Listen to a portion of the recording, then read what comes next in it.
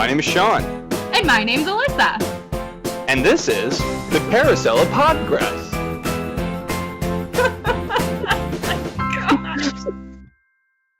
That theme song gets me pumped up.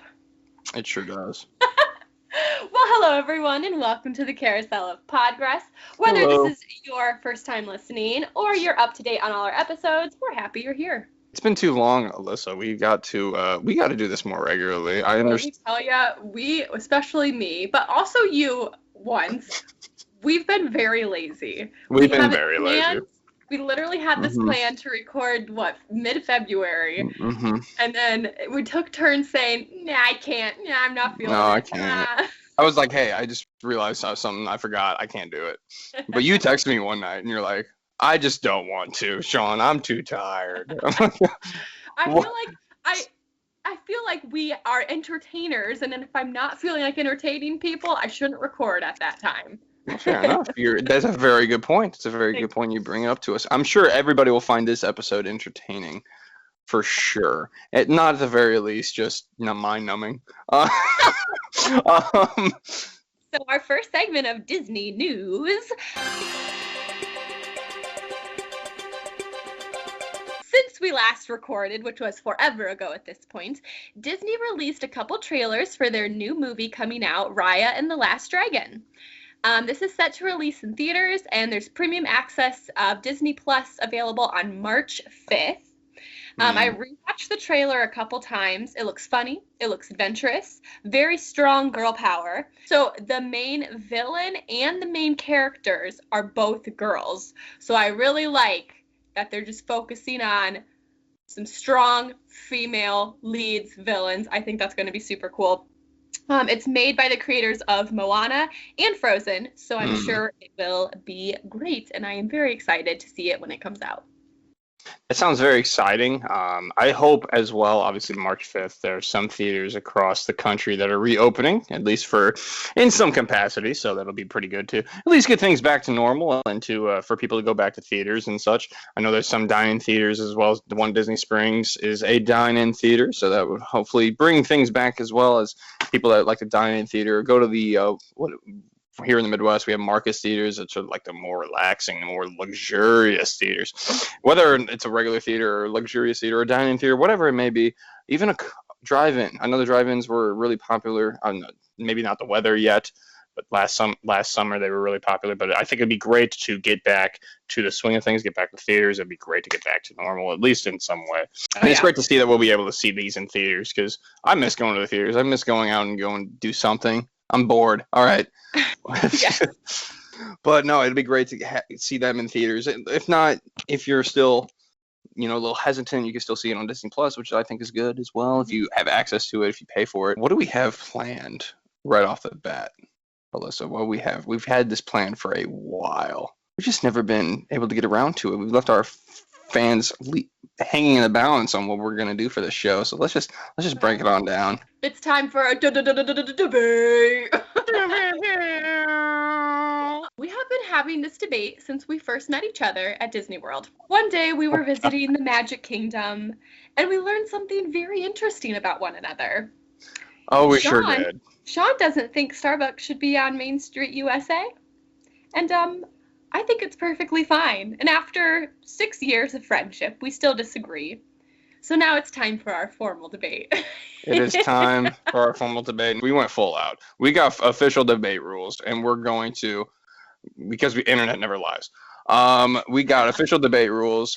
Alyssa's going to take the affirmative. The affirmative has more time to speak, as well as the rebuttal gives the reasoning why. Then the affirmative speaks again. Then the rebuttal can rebut, and then the last person speaks is the affirmative. And we looked this up. I don't know how we found this, but we just Googled official debate rules. Since I am the rebuttal here, I will ask the question: does Starbucks belong on Main Street, USA? Alyssa, you have the floor. All right. Well, good evening, ladies and gentlemen. I will be citing on the affirmative that Starbucks on Main Street, USA at Disney World is fine and even a good thing. When Walt was designing Main Street, USA, he wanted it based on Marceline, Missouri, his hometown, a regular USA Midwestern Main Street. And that's just what you get. Town hall, a barber shop, a train station, ice cream and candy stores, and a coffee shop. In 2013, that coffee shop turned into the popular coffee shop, Starbucks. Was this move a bad one on Disney and the legacy of Main Street USA? My answer is not at all. In fact, it has made it better, both monetarily and to fit the storyline. Main Street represents the basic Main Street of all small towns. In 2013, and certainly now in 2021, what town doesn't have a Starbucks in it or near it? According to Insider.com, Starbucks is the biggest coffee chain in the world. When people think coffee, they think Starbucks, which brings me to the second point, money. Disney is a business at the end of the day, and even though they are extremely generous to their guests, they need to make money. Have you seen the Starbucks on Main Street USA ever not crowded? Guests know what to expect when they order a coffee. It makes them happier because they already know they will like their order in the long run. Happy guests equals a great start to the day at Magic Kingdom. Disney has also taken Starbucks and Disneyfied it. They have those park cups that you can only get at Disney with those cute little Mickey Mouse balloons on it.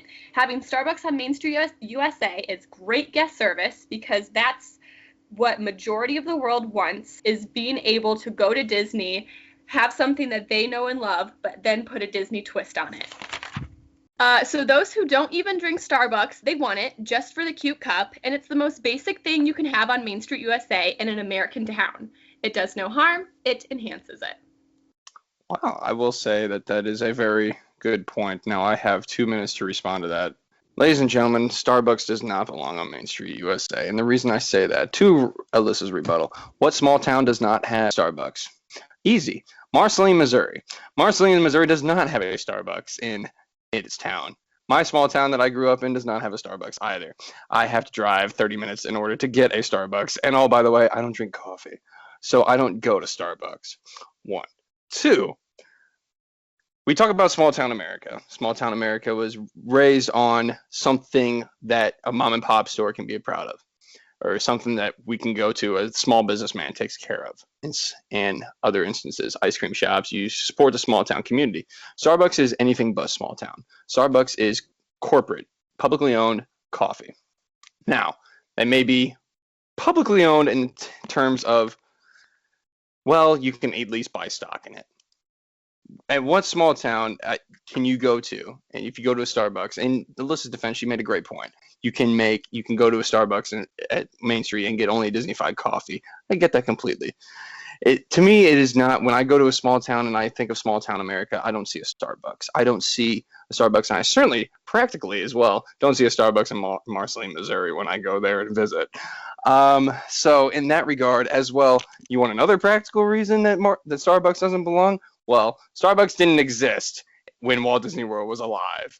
So Starbucks, therefore, should not be in Walt Disney World's Magic Kingdom because it was not around when Walt's original vision. Walt didn't stand at Main Street USA Park and say, hey, I would love a Starbucks right here. He did not do that. So there it is, my case. Thank you so much for your explanation, Sean. I know you had mentioned that Starbucks was not around and did not exist when Walt was envisioning the Main Street USA of Disney World. However, Walt has quoted, around here we don't look backwards for very long. We keep moving forward, opening up new doors and doing new things because we're curious, and curiosity keeps leading us down new paths. Walt Disney will never be completed. It will continue to grow as long as there is imagination left in the world. Now, I could argue here that Walt wants Disney to continuously change. Otherwise, the crowds are going to get bored of it. People aren't going to continuously want the exact same thing. Sure, some people like that tradition. I know you're one of them, and I know for certain rides I like tradition as well. However, it becomes stale after it doesn't get changed for so many years. And I feel like Walt would like to have a new thing put in once that old thing has become stale. If we kept everything the same since Disney opened, virtually everything we know and love about Disney now wouldn't even be there, because everything we know about it now wasn't there when it originally opened, and Walt didn't think of that before he passed away.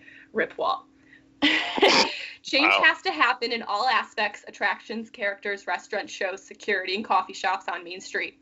Disney needs to reflect the times, and it needs to move forward to keep people from being bored. Oh, wow. And again, you finish under your time. Look at you. I'm impressed. Thank you. Now I only have a minute and a half to work with from that. And then you have the final say on this one. Okay.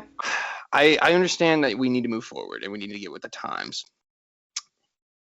And we need to, oh, here it is, make more money. And I get the sponsorship in that regard of making more money. And I understand that. And that's why it saddens me. Does Disney really need more money? They are made of money. They are absolutely. They are sitting on stacks of money that they don't know what to burn with. Like, they don't need Starbucks. They are a big enough brand. Why did we have to have two corporations come together to steal more money away from us? Which I get is in some way American. But it's not small town. It's not small town America. Small town America has been built on those establishments that have very little to no like corporate background and whatnot. Like those greasy spoons, those ice cream shops, those mystique around how a small business owner has owned those for families owned those for so many years. I like that aspect of it, and I like that, and I respect that. We don't need more money going to major corporations. I sound like a politician. We don't need more money to go to these big old corporations. Well, Alyssa, you have the final say, and you have a minute for your closing statement. Go.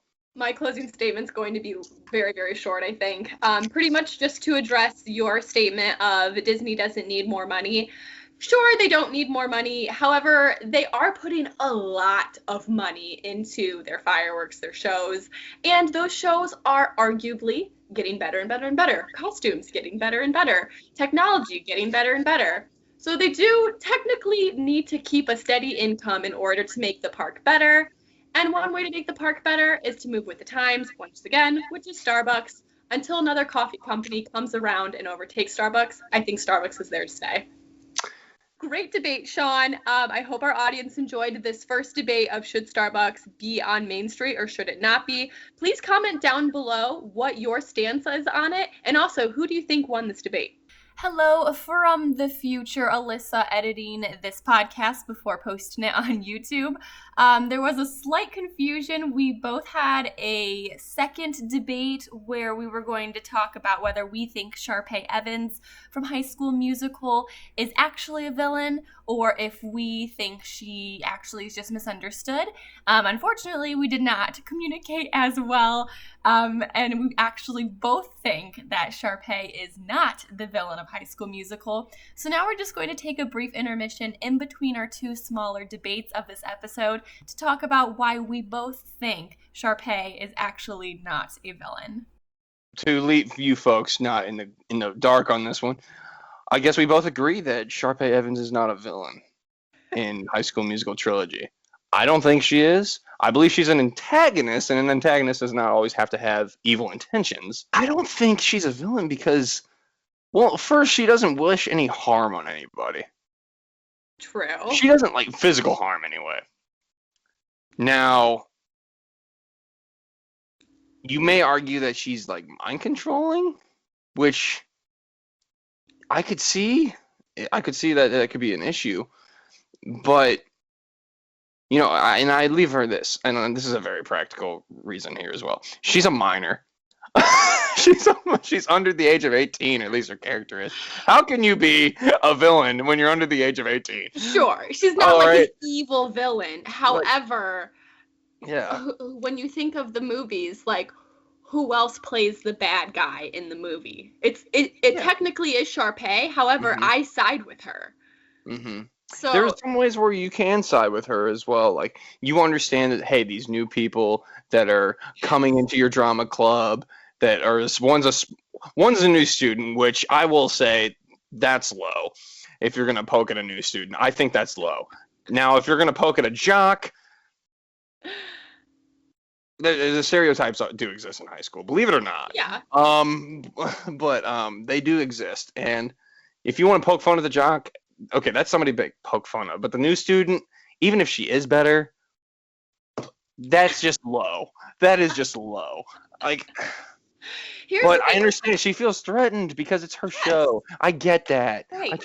Right. Like, her whole life has revolved around theater. Her and her brother have been in the shows, every musical. Like, everyone else pretty much, they've been the laughing stock, technically. Like, they aren't the losers of the school. However, people are not drawn into the theater. And so they all kind of think Sharpay is kind of already wacky that way.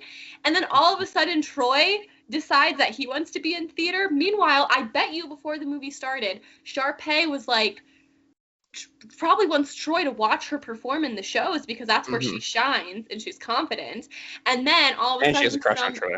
Exactly, yeah. And so then some girl. We all know when a girl that does not like a guy, she has a crush on him. Yeah. We all know that. All right. But then some girl named Gabriella comes up and is like, I like to sing sometimes. And then Troy's like, oh, me too. And then poor Sharpay is like, what? Like, you could have been singing with me all throughout elementary and middle school, and now we get to high school, and some girl moves in, and all. Anyway, so I get real annoyed about that. And she's jealous. I defend her jealousy. I can defend that. No, I don't. Really I can't. Confused. Yeah, she is confused. Yeah, maybe.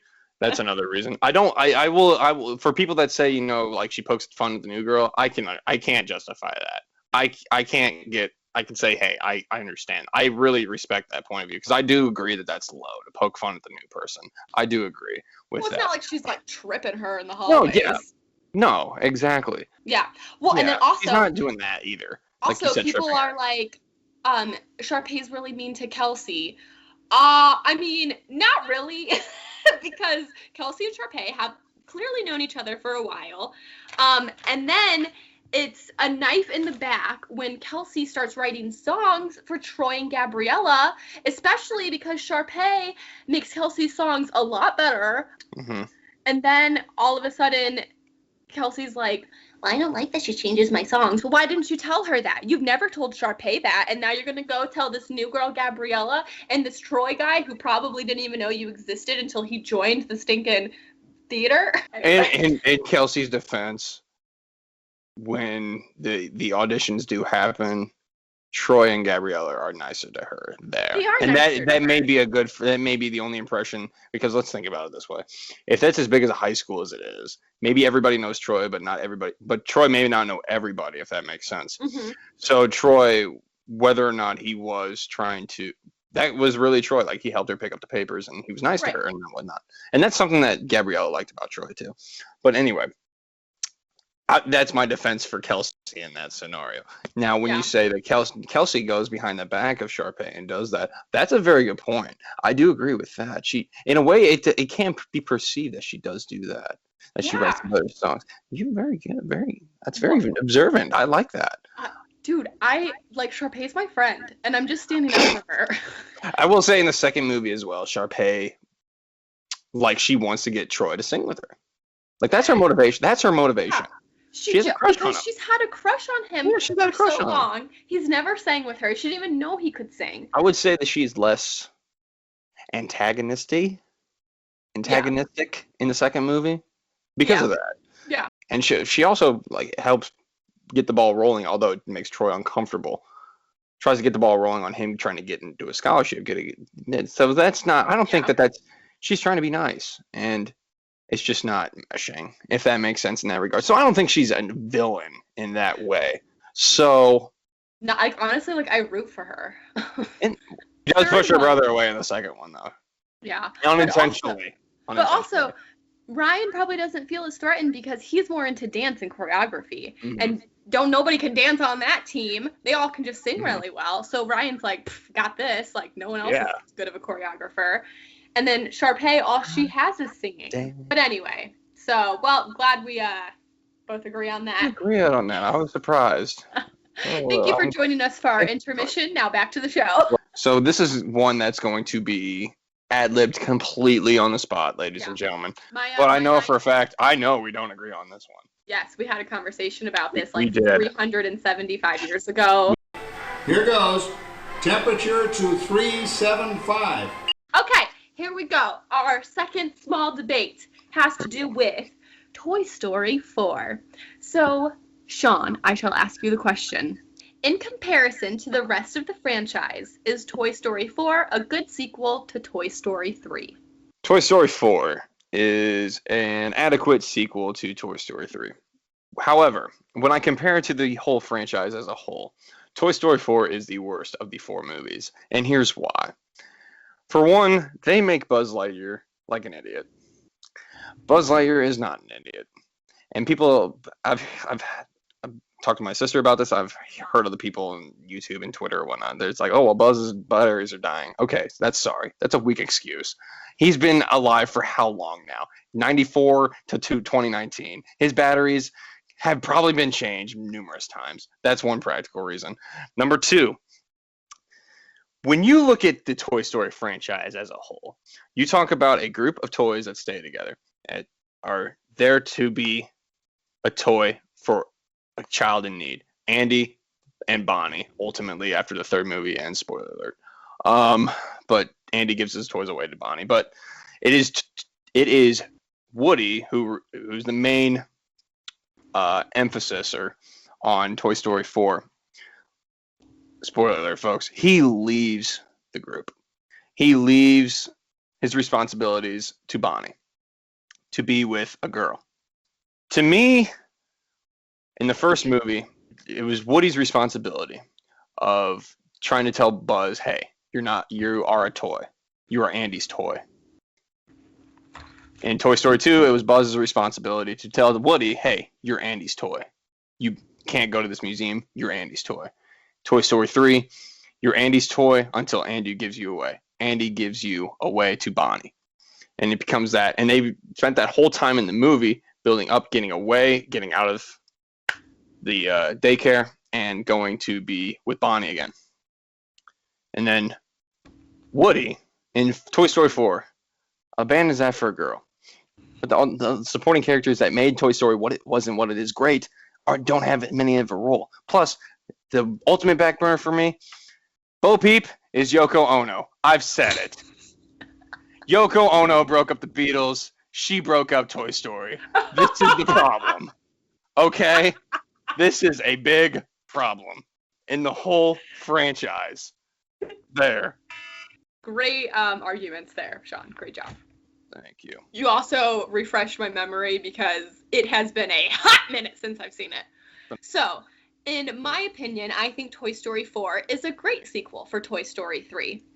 I know that you had mentioned that Woody says toys have to stay with the child that they are, quote unquote, assigned to. They're meant to be with that child who needs them.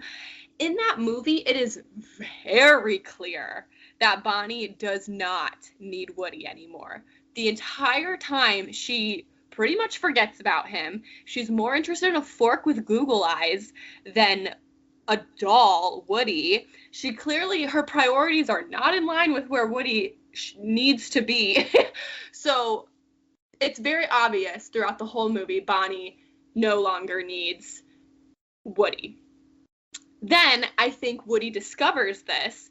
He sees, where else am I needed in life? Because I think that's a major thing that a lot of people, when they're growing up, realize is that they all think, this is it. And then once that is satisfied, it's like, what else do? I can't find anything else to do because this is the one thing I was called to. When it's like, no, you should have more things in store for your life.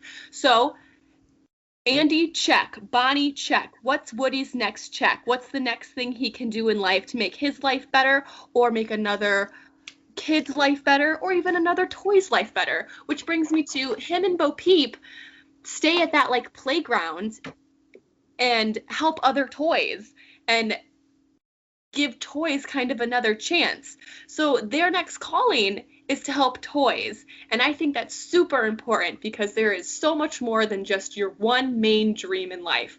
Otherwise, you get stuck once you've completed that dream.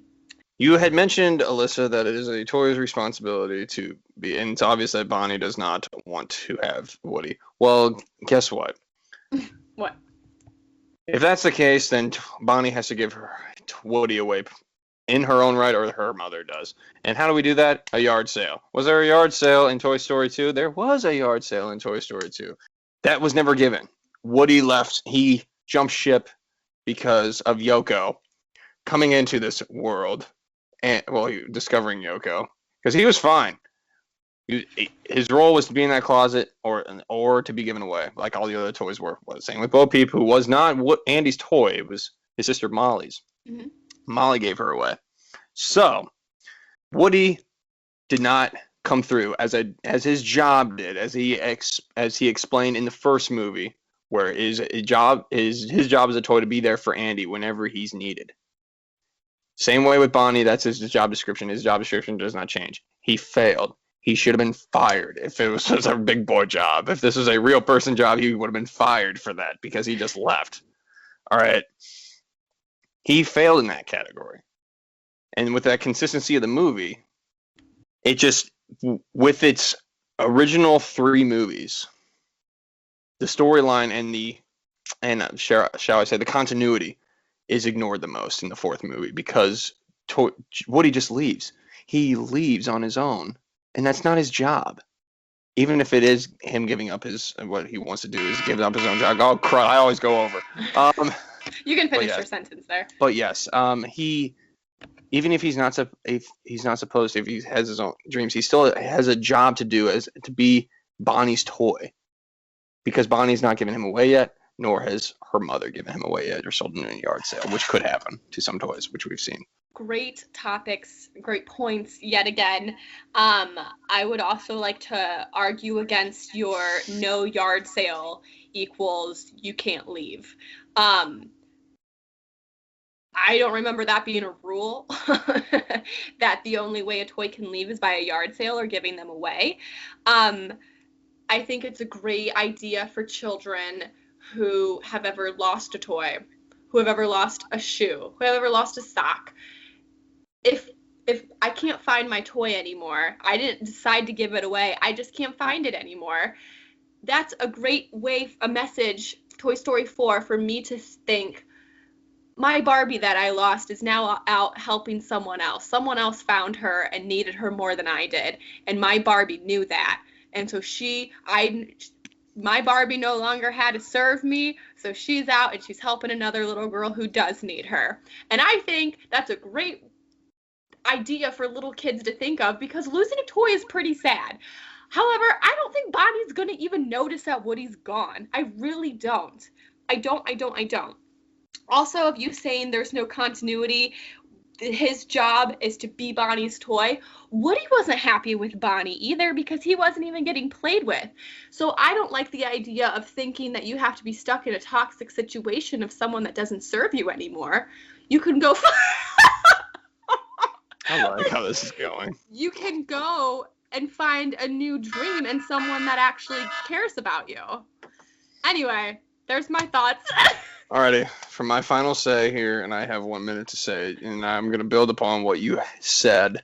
Woody didn't like when Buzz came into the very first movie, but yet he dealt with it. He didn't leave. He didn't back out. He didn't like being not the number 1 toy anymore. He stayed there and he did his job. He did.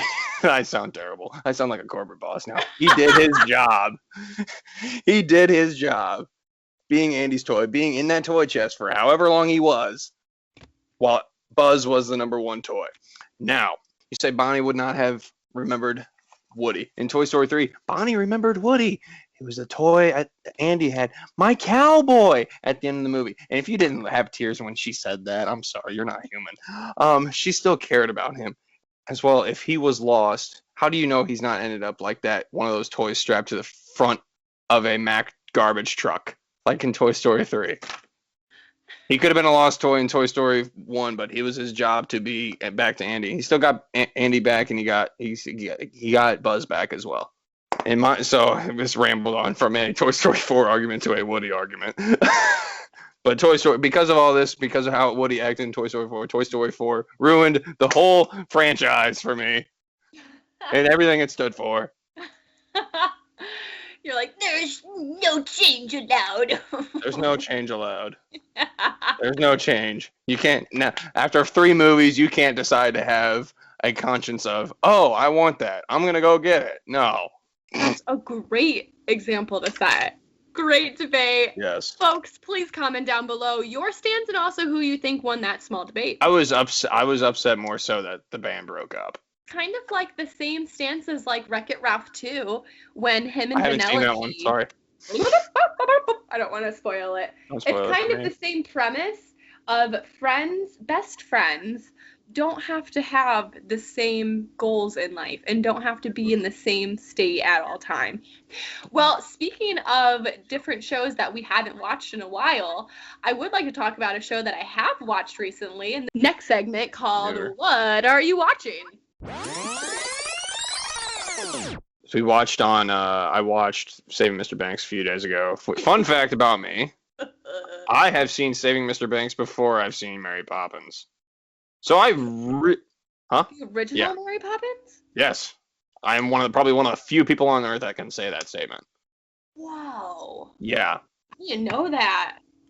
So I've seen that movie before I've seen Mary Poppins. Yeah. Was there a reason why you weren't watching Mary Poppins? I've just never seen it. I just never whatever. seen it. It was Yeah. just whatever. Like for me, like the animation was. I never got into Disney live action. Yeah. For whatever reason, it didn't like growing up at home. It was always cartoons, so I've never got to see like the Disney live action animation, like live actions. Yeah. And so for me, like for whatever reason, I guess live action just didn't hold my attention when I was a kid, and when I was a teenager, I just never had any interest in it either. If that makes sense. Well, I guess when you're a teenager, you don't really have that much interest in Disney to begin with because you're a teenager and Yeah. But I saw Saving Mr. Banks last week or 2 weeks ago, and I forgot just how underrated that movie is. Even though it feels like there's no plot, sometimes the plot bounces around and whatnot. I don't see it on TV that much. I don't see it on TV very much at all. Yeah, But it is such a good movie. Yeah. Even if it isn't entirely historically accurate, it's just a movie that when you watch it, you feel good. Yeah. You just feel great watching that movie, and you get emotional. You experience a lot of emotions during it, and it's a movie that you have. I think that you can see a lot of both sides of the coin. Like the first time I watched it, I was like on Disney's side, and then the second time I watched it, I was like, wait a minute, P.L. Travers, that's like I think what sucks you in is the fact that you follow Disney because it's Disney and it's Tom Hanks playing Disney, Right. which by the way was amazing. But P.L. Travers is Emma Thompson. Is that who it is? I think so, yeah.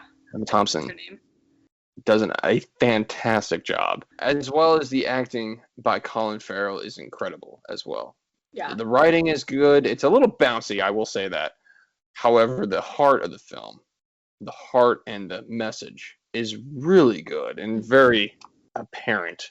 Oh man, that whole movie, So- I gotta watch it. I gotta watch it again. It's such a good movie. It's such a It good is so movie. good. It's so Oh. underrated and maybe not underrated, underappreciated. Well, this past month now, I watched Sky High for the first time in a long time. Really, with Kurt Russell? I don't know. Sky High. Who's Kurt Russell in it? It's the one. To make Kurt sure. Russell's like the father. Probably. Yep. Yeah. Yeah. Okay. All right. Yes. So I watched this one for the first time in a very long time. When I was younger with my siblings, we watched this movie probably 550 times. Did you say 550? It is so, it was so confusing in my head watching it because I had almost the entire movie memorized. But anyway, it is so funny. It is dramatic. It is so creative. The characters are awesome. I forgot how much I loved this movie. As an adult, I still love it. If you have not seen this, please go watch it. It's about teenagers going to a superhero high school. You have your basic high school cliques, you've got your teachers, high school dances, but everyone, or mostly everyone, is a superhero. It is such a cool movie. I remember watching this and being like, what would my superhero power be? Who would I hang out with? And just, that movie blew me away, especially for its time. I'm not sure exactly when it came out, but I know it was a while ago, and it's like lives up. 2005, 2006. I think it was before High School Musical. Yeah, definitely. I love it. All right, well, we have 2 more segments. This one is This Date in Disney History. Ooh. So I wrote this script in February. So bear with me, I'm keeping this date the same because I think it's an important one. So on February 15th, it was Lillian Disney's birthday. She is the wife of Walt Disney. Oh. I know. Lillian was born 1899. 1899. Gracious. 2 years older than Walt. Yeah, making her older than Walt, which I never knew. Walt was born in 1901. So Lillian was born in Idaho and later moved to California in 1923, where she became a secretary and later an ink artist at this new place called the Disney Studios. Of course, later she fell in love with Walt Disney. A happy birthday, belated birthday, Miss Lillian. Congrats on marrying our favorite man. So on this date in Disney history and current date, Yeah. current date of when we're shooting this, March 4th, Walt Disney himself appeared on the Ed Sullivan Show. Ooh. In 1956, he presents a Look magazine award to actor Fess Parker for his Davy Crockett role. Fess Parker, of course, was in Davy Crockett, if you guys remember that. And 1972, the Country Bear Jamboree, a stage show with audio animatronic figures, opens at Disneyland. Yes, yes. Love that one. Such a great show. And if they change that, I swear. It is such a good show. It always smells like dirty feet in there, but I do like It does. Oh my gosh, it does. It does smell like dirty feet in there. There's something about Big Al singing too. Blood on. She ain't pretty, but I ain't too.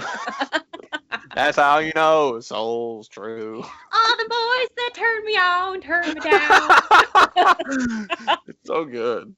Oh, it's so good. 30 years later, Yes. The Hunchback of Notre Dame was released on VHS. Bells of Notre Dame. That is a great So soundtrack. underrated. It's amazing soundtrack. Gosh. I have the soundtrack. I love it so much. So here is a lesson to guess if you can sing the bells of Notre Dame. Who is the monster? What makes a monster and what makes a man? How many bells do you think are in Notre Dame? 35. 35? I'd say like 975 maybe. Wow, 975?